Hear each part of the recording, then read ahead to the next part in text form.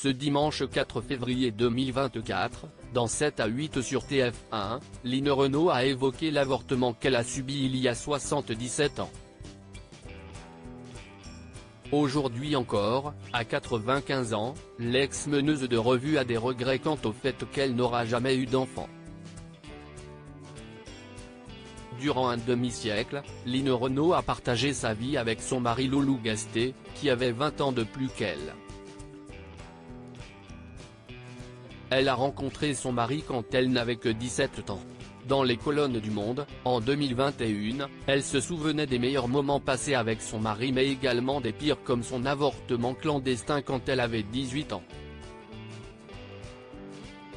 Je me suis un jour retrouvée enceinte et ce fut la panique pour tous les deux. Il n'était pas question que je me retrouve dans la situation de ma grand-mère, disait la comédienne. À l'époque, l'avortement était interdit en France. Pour ne pas devenir père, Loulou Gasté, mort en 1995, a organisé un avortement clandestin. Il a organisé un avortement dont je garde un souvenir effroyable. Une adresse glauque, un appartement sombre, une tricoteuse, se souvenait-elle. Un avortement à la suite duquel Line Renaud a eu des complications avec un début de septicémie. Un gynécologue a été contraint de pratiquer un curetage à vif afin d'éviter que la situation ne dégénère. Je me souviens d'une aiguille à tricoter ce dimanche 4 février 2024, Line Renaud est revenue sur ce souvenir douloureux. 77 ans plus tard, Line Renaud regrette encore de ne jamais être devenue mère comme elle l'a confié dans 7 à 8.